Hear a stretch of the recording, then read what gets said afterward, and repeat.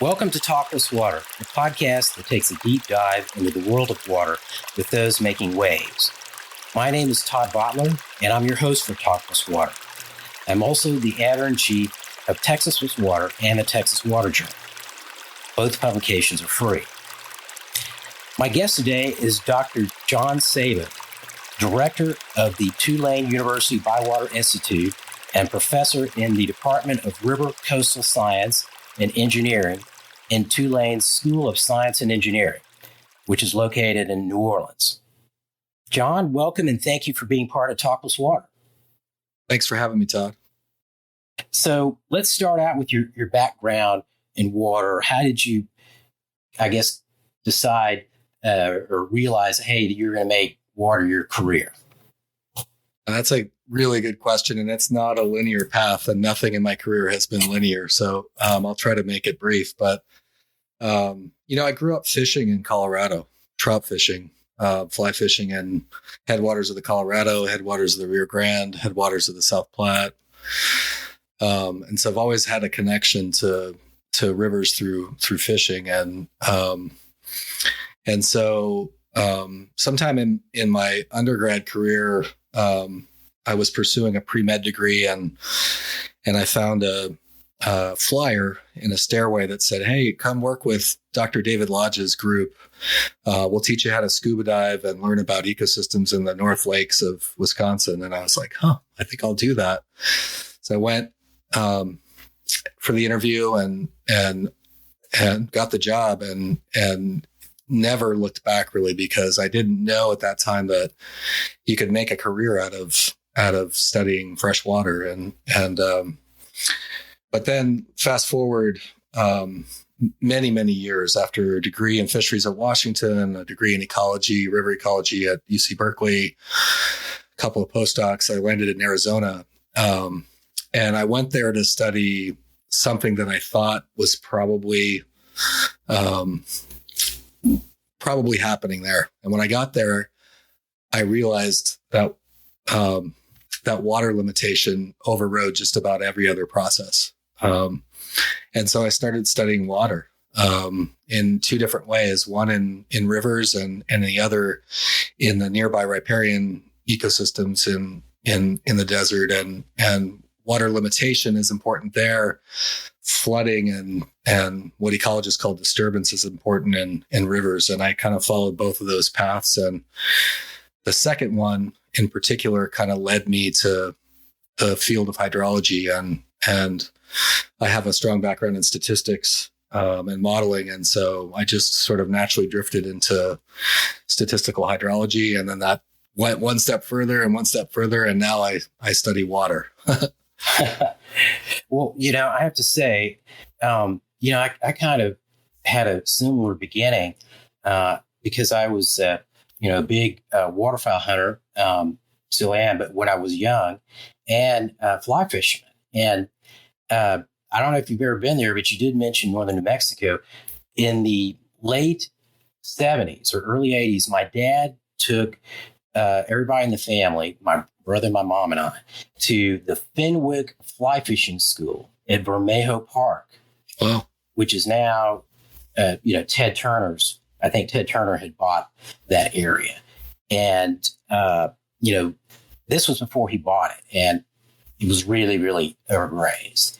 And I think there have been enormous changes there. But I remember fishing up there and, learning how to fly fish and kind of, beginning my, real journey with water myself, kind of in a similar fashion. How cool. So you were in Arizona at Arizona State University. And so I know from some of the things I've read in Forest Magazine that you write for about the Colorado River and what's going on out west.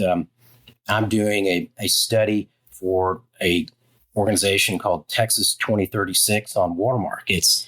And I ran across one of your articles in Forbes about water markets in the Western United States. So, I just wanted to make sure I got some of your thoughts about what's going on the Colorado and where you think, they've got to head to find some kind of solution out there eventually. Yeah. Well, and aside, and then remind me to get back to markets, and in particular, what I covered in that piece in Forbes. I was just on Lake Powell on a houseboat for a week. And it's a beautiful place. It's like being in the Grand Canyon, but on a lake.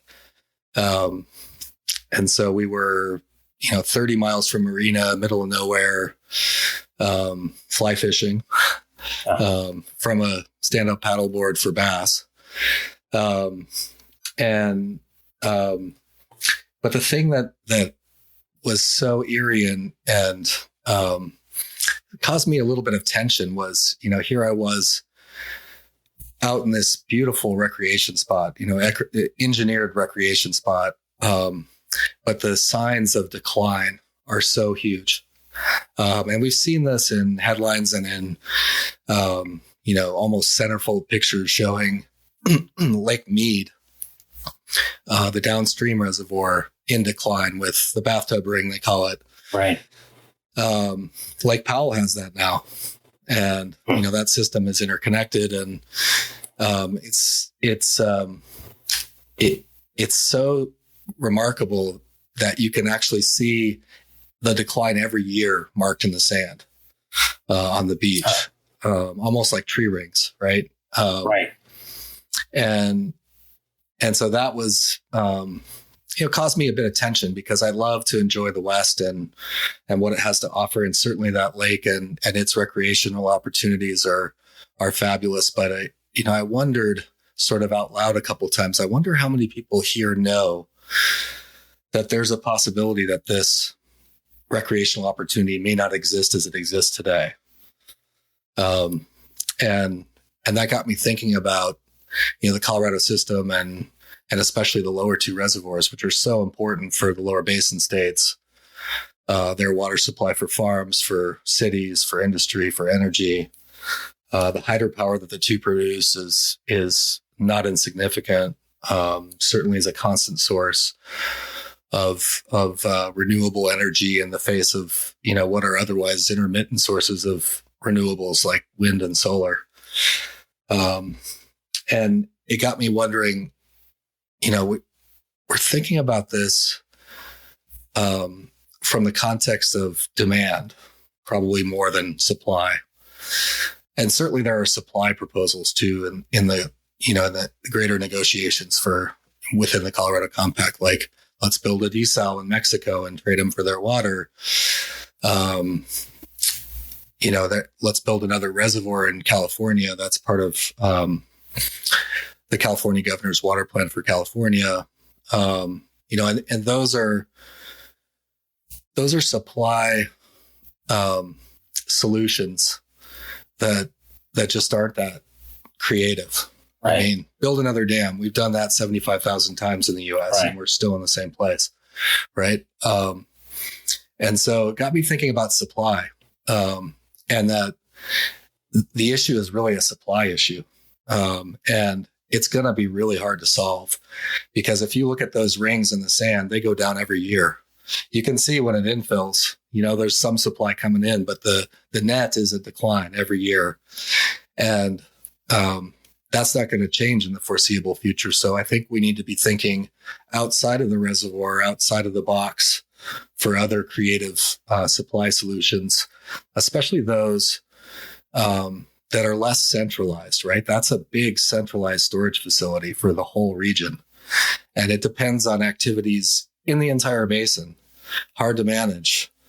Whereas if we think about sort of distributed creative storage projects that are more local, we may be able to create supplies that in effect diminish the need for reducing Lake Powell and Lake Mead's levels.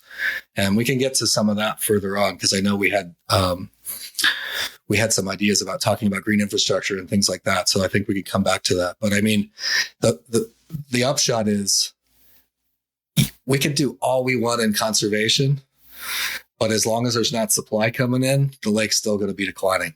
And so we've got to figure out the supply side, and we've got to think about what that looks like at the scale of Lake Mead, but maybe in a distributed way across all the lower basin states. Right. Well, it's a real contrast what you're doing now. I mean, you've left the West and the desert, and you've gone to New Orleans, where I've mentioned this probably half a dozen times. People are probably tired of hearing this on the podcast. That's where my wife was, where she was working when I first met her and we got married, and I was a part-time resident for a couple of years before we moved back to Austin. But you're now at the ByWater Institute at Tulane. Tell us about that institute, and tell us about that change for you, because that's certainly quite a contrast in terms of the water side. An area that never seems to have enough water, and an area that always seems to have too much. Yeah, I mean, you kind of hit the nail on the head. It was, I spent 18 years at ASU, and I loved every minute of that time. And like I said, I was just in Arizona, enjoying a piece of Arizona that I still hold close to my heart. The Tulane opportunity was a fabulous opportunity for me for a number of reasons.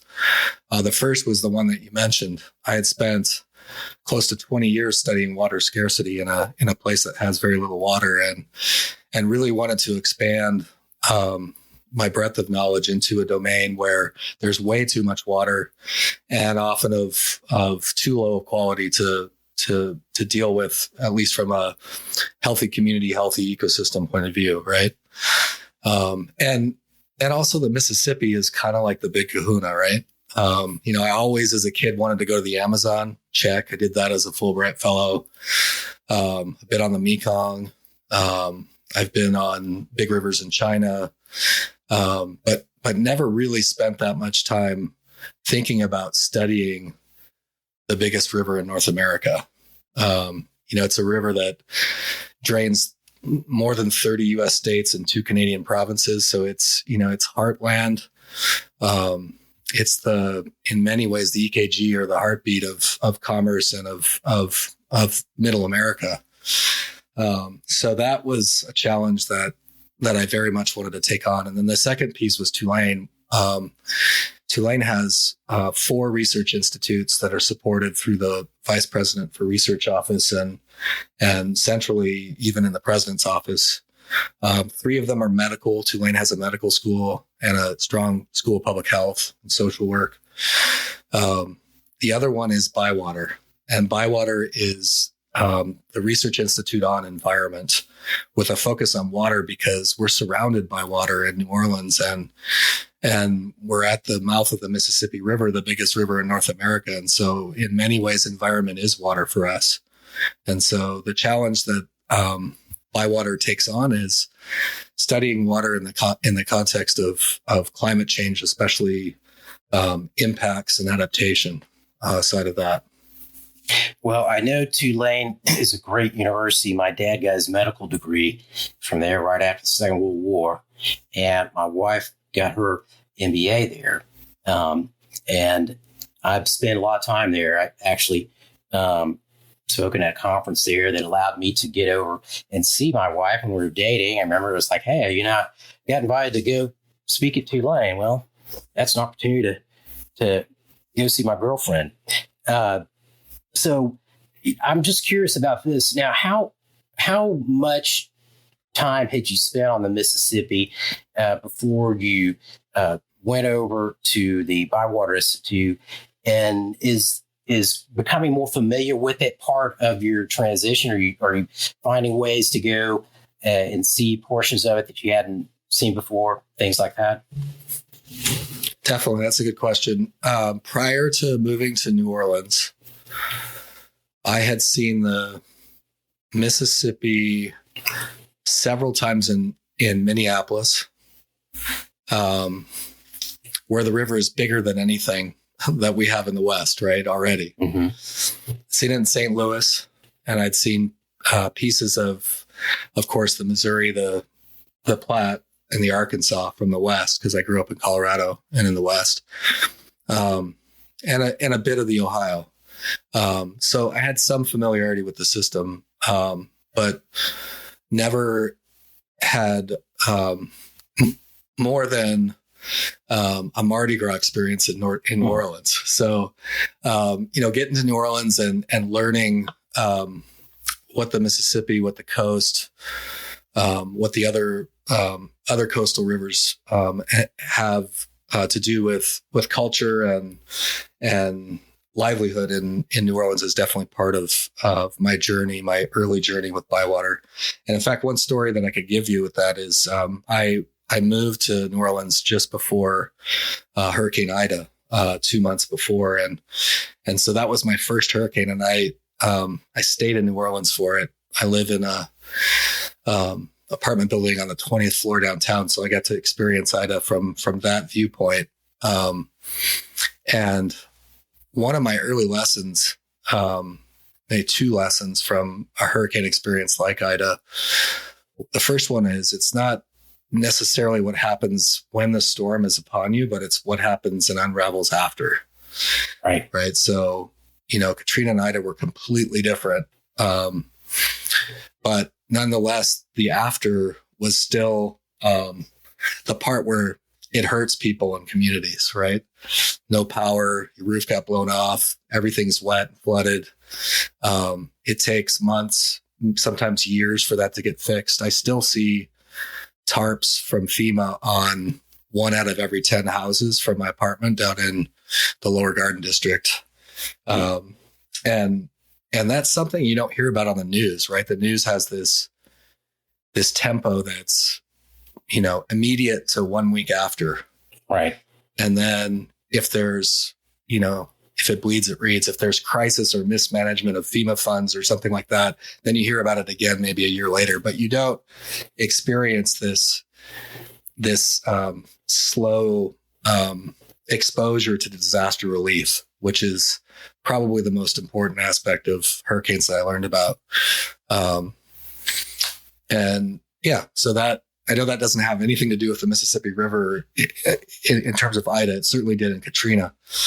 But that's certainly a piece of what I'm trying to pick up this first year. So my wife works for Entergy, and one of her jobs was to help coordinate activities after hurricanes, Isidore and another one. And she left Entergy, and we sold her condo 45 days for Katrina. It's pretty lucky. Yeah. So let's talk about Louisiana itself. I started off decades ago doing a little work for the EPA in the Region 6 office, which is in Dallas and includes Louisiana, and was working on some Section 404 permit. When I was a kid, we would go to Lake Charles and go hunting. And I'm just, it's a strange kind of feeling when I look at a map of Louisiana, not Landsat image or something like that, but just an old map. And you see the outlines of the state, and then you see what the state looks like today from space. And it's remarkable how much land has disappeared under the Gulf. Why don't you tell us a little bit about that, the causes and how much is gone, and then maybe about what's happening to try to arrest that continual loss of wetlands. Yeah, it's I'll sketch kind of two local and well, like at a high level, I'm a basin scale thinker. So when I arrived at Tulane, I'm going to come back to the coastal land loss in a moment here, but when I arrived at Tulane, one of the things that I was most interested in developing research capacity and at Tulane and sort of a voice for New Orleans and Louisiana and is the dead zone in the Gulf of Mexico and how one would go about deciding what the best interventions are basin scale to remediate that, because you have to look at the sources, right. Some of which are in our own state, but some of which are way far away, Iowa, Indiana, Minnesota, for example, right? So that's one big issue that I think I'm very interested in trying to tackle with the ByWater team. The second is integrating our research capacities with both state and federal agencies working on coastal land loss and on more broadly on natural infrastructure, right? So we have an existing collaboration with the Army Corps' ERDC, ERDC on green infrastructure. They have a group called Engineering with Nature, and we work with their team, not actually in Louisiana, in other parts of the U.S., but eventually we hope to do that in Louisiana as well. And the second, at the state level, the state has a coastal master plan, which is designed to fortify coastal and riparian floodplain ecosystems to try to abate what we're seeing, which is massive coastal land loss, right? And so integrating with the Coastal Protection and Restoration Authority in Louisiana, CPRA, is high on my list. And I think there could be some fruitful avenues, I think, for doing science and engineering that helps not only inform sort of project readiness level, but also helps manage those newly created lands in an adaptive management framework. And I think those are types of topics that are needed from the academic side, and I think would provide value outside of academia, especially in an operation that's as large as CPRA. So some of those programs had been going on for quite a while now. I still get, even though I'm not working in any of those on the Texas coast anymore, I still get notices for meetings in Louisiana and places like that. And I'm just curious, has the rate of wetlands loss along coastal Louisiana land loss, is that rate diminished any, or is it still about the same rate? What can you tell us about that? I don't know that figure very precisely off the top of my head, but it hasn't slowed down. And in fact, I think during Ida, that was the first reconnaissance for most ecologists, was to go out and see how much was lost. And so certainly as we see, storm frequency and intensity increasing, we had 4 Cat 4 storms in 366 days ending with Ida. We're going to see increased loss there. So no, it's still a pressing issue. And I think, but again, I'm learning this. I'm very new on the job, and the marine and the coastal piece of this is a new topic for me because I'm mostly trained as a freshwater person. So, but if you haven't looked at it, the Coastal Master Plan is an impressive document, impressive effort. And in many ways, I think a model for how states should do restoration work, and at the right scale. And so, I think some of the projects that are proposed are, some would say biggest restoration projects that anyone has taken on in the United States in history.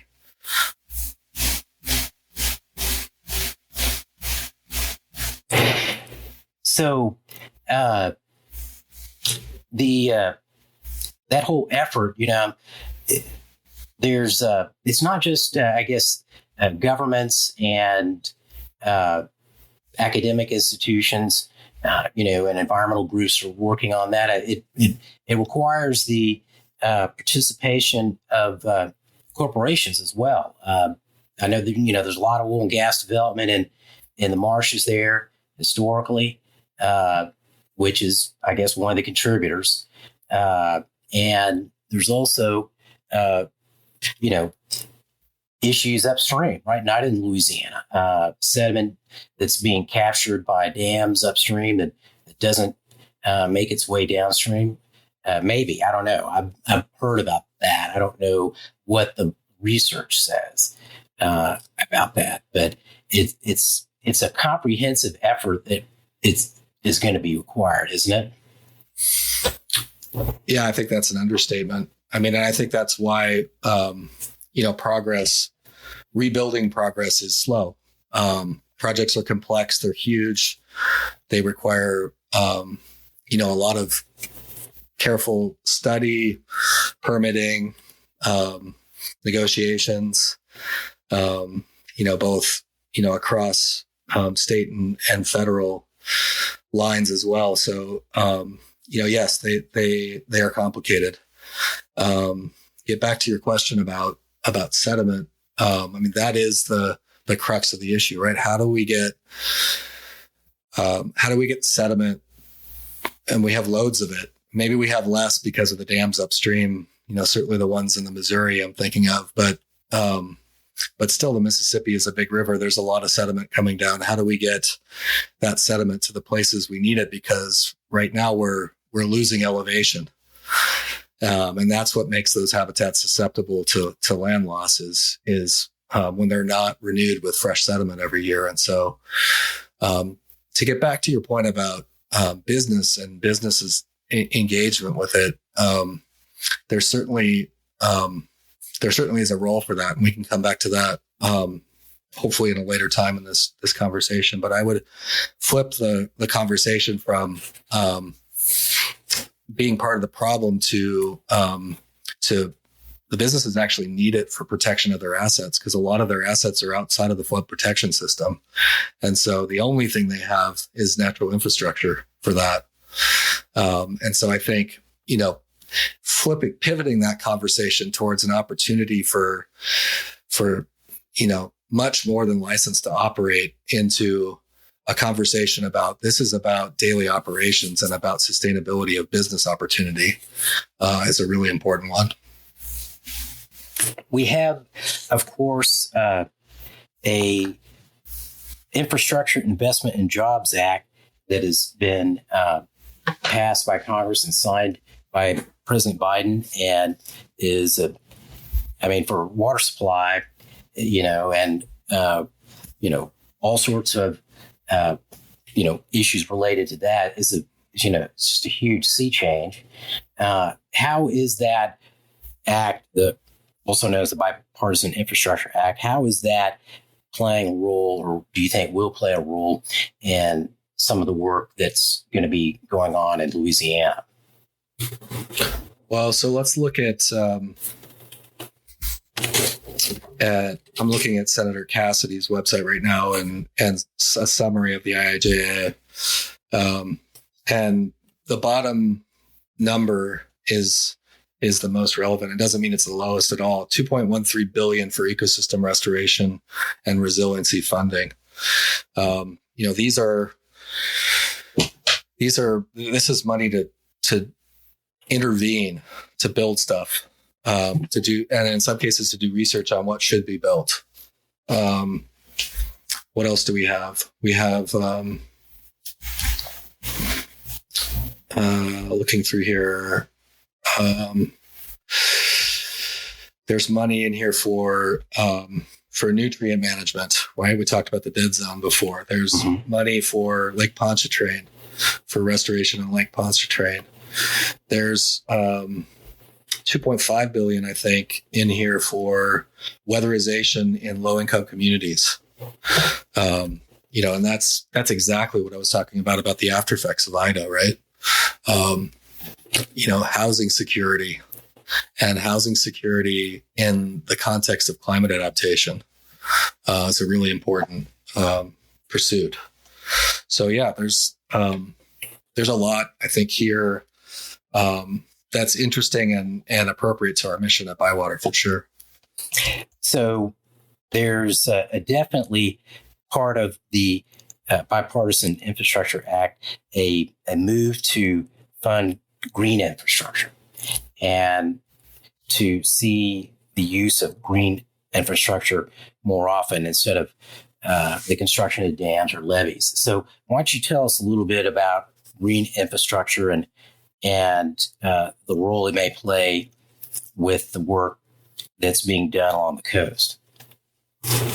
Right. Well, rebuilding coastlines is natural infrastructure, right? And so that one is, I think it's well understood that our coastlines, and especially healthy, intact ecosystems on our coastlines, help slow down storms and protect our other infrastructure assets, especially in industry and especially residential, right? And potentially even energy. I mean, the biggest you were talking about your wife's former role at Energy. The biggest impact of Ida was on the power grid, on power provisioning. So certainly that's a core effort in the state of Louisiana. It's the mission of CPRA. It's very encouraging to see a state with a plan like that.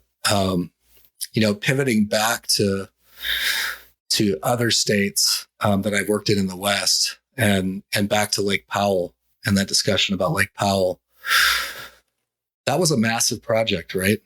But it's only a little bit older than I am. And it was built in an era of optimism about water. It was built without foresight about, well, what happens when it doesn't work anymore? And I don't want to be an alarmist and say we're not going to have those reservoirs ever again. There could be, atmospheric rivers for the next 3 years that come right over Colorado and fill those reservoirs up. I mean, that's always a possibility, but I think we have to be thoughtful and have some 50-year vision about what the alternative to Lake Powell might look like. Is green infrastructure enough for that? Is natural infrastructure enough for that? I like to think so. And the reason I like to think so is not because I think we're going to build back all the wetlands that have been lost in the United States in the next 50 years. Right. It's because we have aquifers that are empty. And those aquifers are natural infrastructure. And so we have to be very innovative and forward thinking about how we use those assets and play the long game for the next drought if this one gets alleviated, right? So that we're not draining Lake Powell and Lake Mead to get to where we need to be. And we're not playing the demand management when the supply is really the problem. If we have underground storage as a diverse portfolio with those, with those reservoirs, then when we don't have the reservoir, we go to the more distributed below ground storage to make ends meet. Right. Yeah. So listeners of this podcast will, recognize that, I frequently talk about aquifer storage and recovery and the project that the city of San Antonio has, and the city of El Paso and the roles that those projects have played, for those communities. And it just makes me think a little bit about, we have so many more tools, it seems to me, today than when I first started working in this field, and when my mentor started working in this field and was here in Texas, but was around Floyd Dominy when he was running reclamation in the 60s and all. And it's not just aquifer storage and recovery and projects like that, desalinated brackish groundwater. It's also, getting back to our earlier discussion about markets, different ways in which we can use water to change our behavior, to change, how we value water. And so, I always kind of start from the point that water's undervalued. And, I'll go to the various venues and everybody will be falling over themselves to say, oh, water is so valuable. And, yes, it is, but it's not, that value is not reflected in how we use it. and what we charge for it, and a number of other things. And so, we do have a sense of its value, but that value is not reflected in our use and management of it. Talk a little bit, if you would, about the kinds of changes in terms of our behavior that we're going to have to embrace, especially in the West. Before I let you go on that, of course, you're familiar with the story of John Wesley Powell, who was leading the U.S. Geological Survey and went down the Colorado River and in the late after the Civil War and advised Congress, don't think we should probably, try to irrigate this area out here. It's just too dry. A lot of great things have come from what has been done in the irrigation that went forward anyway. But, the question is, what's it going to be like going in the future? And so I'm just curious what you think about, is the West, do you see the West? This is a long, rambling question. And do you get the sense that people in the Western United States really are recognizing things are different now and we need to figure out a way to do things differently? Well, I mean, that was kind of my tension at Lake Powell was, does the casual tourist, either from the West or the East or a different part of the U.S. who's visiting Lake Powell, view this as an inconvenience because, maybe beach spots are less frequent or there's more hazards in the lake or as a signature of something much larger. Right. And it's certainly the latter. I mean, the former is true too, but, that tension was strong for me. And behavior is, I think, getting back to my point earlier about it's a supply, not a demand problem. There is a piece of it that's demand, a big piece of it. And I think, the easiest way to summarize it is that in the Western US, we have to focus on quality growth, not quantity, as a big picture pursuit. And that quality is going to be driven by innovations, like hydrogen created from wastewater, instead of using fresh water to do it, or using natural infrastructure to capture stormwater in monsoons and hurricanes and Pacific hurricanes in atmospheric rivers, and put that in places that we haven't traditionally relied on, like groundwater. And so those are the behavior changes I think are more that are more needed are kind of quality growth. There's only limited resources because it's supply driven. It's always going to be that way.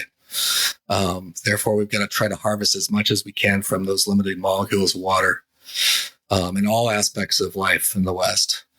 And the second, I think, is something that I really hope to do, especially now in the Mississippi, but I can also think about ways to do it in the West. But I think educating the public on the complexity, the complexity is the wrong word though, the richness of the water system and how we use it and how we manage it is really important. And it's sometimes so arcane that it's hard to explain. In a Forbes article, for example, right? Because it's a short piece. So we have to, as educators, and this is, something that I'm really passionate about, figure out ways to communicate that, and communicate visions for the future that are different, until they become narratives. And then once they become narratives, then maybe they become policy. But the ideas, need to be flowing, and they can't be things like, and I wrote about this in Forbes last week, they can't be things like, let's build a canal from the Mississippi to Lake Mead. And I have to say this, interrupt you for a second. You say William Shatner started a GoFundMe page for that. And it was only $30 billion or whatever it said. Kickstarter, I think. Yeah. And Shatner, God bless him. But those sorts of solutions, they're going to alienate people you take water from. It's going to be a big fight. They're fraught with all kinds of disaster proneness. And then at the end of the day, they just fuel quantity growth, not quality growth, right? Right. Well, they don't change behavior. Right. And so then you're 20 or 30 years later, you're looking for the next big diversion from someplace, right? Right. Exactly. And then pivoting back to the conservation piece and the demand side of things, efficiency is fabulous and we need to have more of it. It does lock you in to certain things, right? So I think we need to be innovative both on the demand side and on the supply side so that we have portfolios that we can go to when we need them. Groundwater certainly being a mismanaged, forgotten, direly in need of rediscovery resource, right? That empty piece of the aquifers. It's like, oh God, that's terrible. No, it's an opportunity. Right. All right. The, just kind of looking at, the situation of groundwater out west, I'm always a little, surprised when I think about that, California is kind of coming to the groundwater management,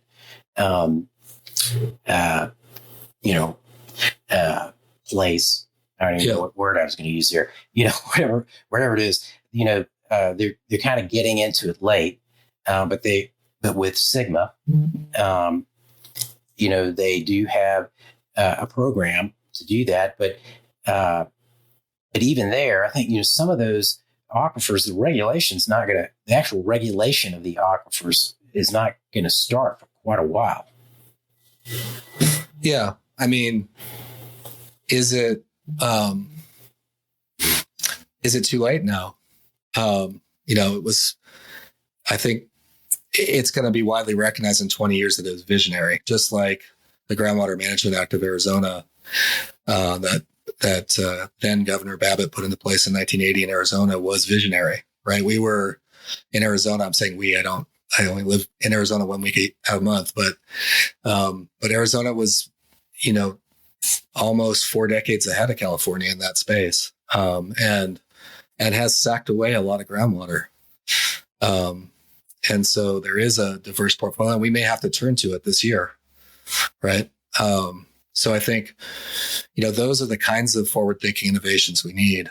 And I think Sigma falls into that category. How you get there is another story, but California has an asset that Arizona doesn't, New Mexico doesn't. Most of the states east of the Sierra don't have, and it's that they have on occasion super wet winters, right? Atmospheric rivers, snowpack. And even if that snowpack is becoming rain, they still have massive quantities of water occasionally. That water needs to be directed underground somehow. Another reservoir will provide a stopgap, but it won't, change behavior like we were talking about before. But really envisioning how we're going to restore aquifers in California, I think would be, which interventions we're going to use to get there and also how they're going to get funded is certainly important for that.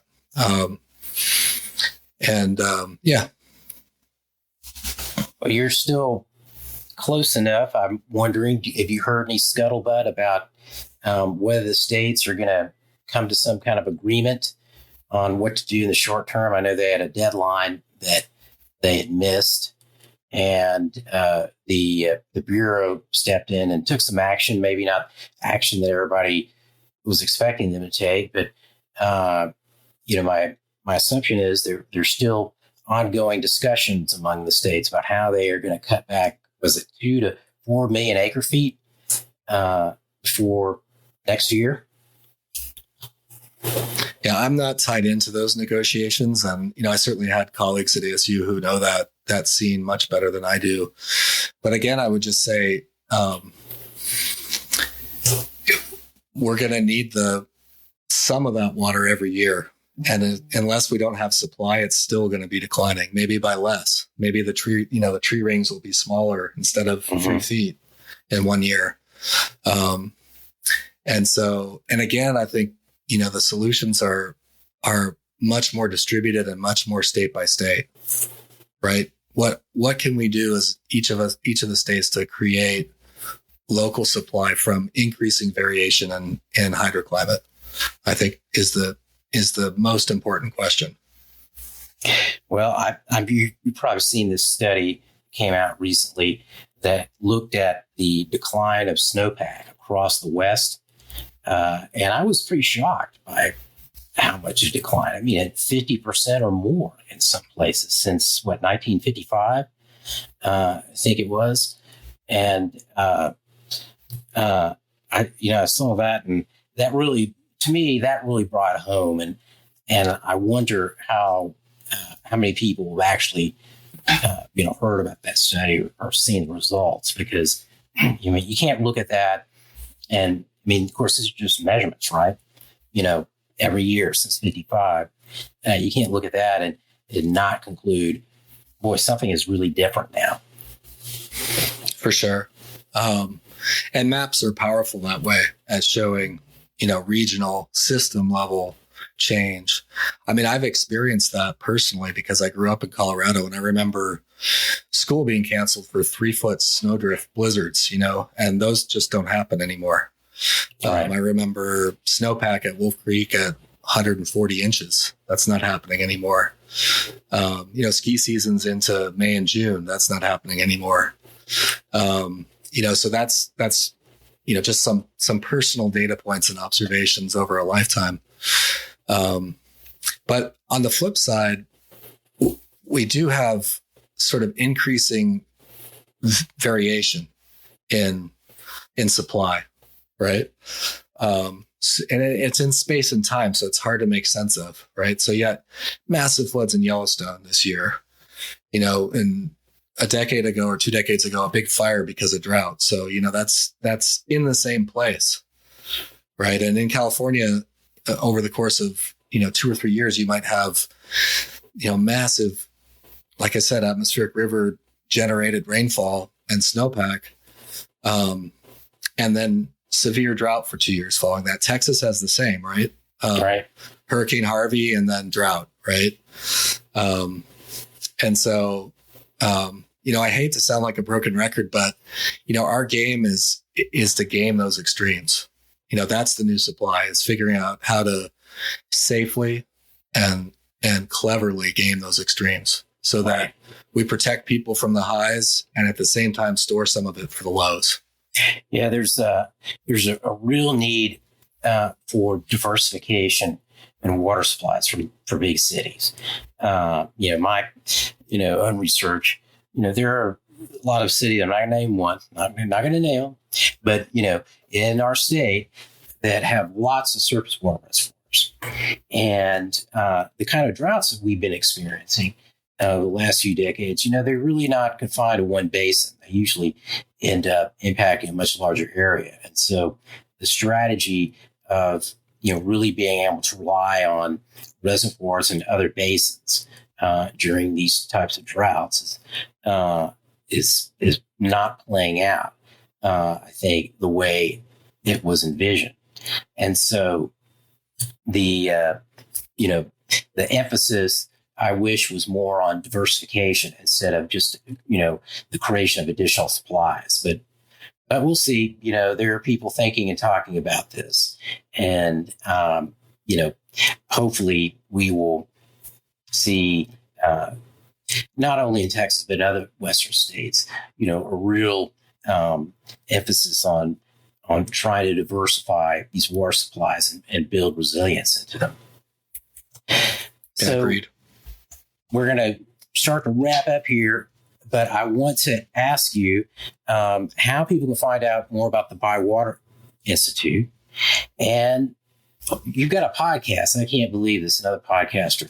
You can even tell them the name of your podcast and what you talk about. I am just happy that you do that. It doesn't bother me at all. And maybe a little bit about your articles in Forbes. Sure, thanks. And we'll have to do the reverse. I'll have to have you on my podcast at some point. That would be a treat. So the website for ByWater is ByWater, ByWater.tulane.edu. It's a holdover website from the previous ByWater, and we will be updating it on World Water Day, March 22nd. So there'll be a new version of it then. Feel free to tune in now. It's got information about ByWater there. The podcast is Audacious Water, and it's on all the major podcast outlets, iTunes, etc. And the Forbes column, if you just Google Sabo and Forbes, it'll come up. And there's I have an article maybe twice a month there, covering topics of Western water, and the Mississippi, also covering topics about water equity, and occasionally about green energy, green hydrogen, and the intersection between green energy and water. So yeah, those are those sites, and thanks for that soundbite. Well, listen, hey, I'm impressed. I went back and looked at the Forbes website to just take another look at that water markets article that you wrote, I think in the spring. And there are 5 or 6 other articles at least. And that's a lot of effort to, produce 2 of those a month. So you're producing at a high rate. So I commend you. Thank you. Yeah, there's like we've talked about this. Even this month, there were way more topics that I wanted to cover than I could write articles about. Right. Mm-hmm. So it's been a busy month in water, and it often is. Sometimes it's a drought, and you have to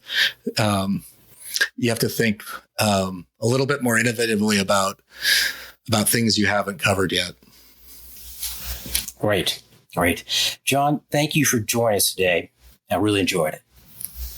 Thank you, Todd. This has been Talkless Water. My guest today was Dr. John Sabo, director of the Tulane University ByWater Institute and professor in the Department of River Coastal Science and Engineering in Tulane's School of Science and Engineering. I want to thank our listeners for tuning in, and to say that if you enjoyed this episode of Talkless Water, please let us know by giving it a like. And I say us because I rarely remember to do this, but I want to shout out to Anna Huff, who puts every one of these episodes together and puts them on the web. And I really appreciate all that she's done to make Talkless Water live and bring it to life. So thank you, Anna. My name's Todd Bottler. Let's talk water again soon.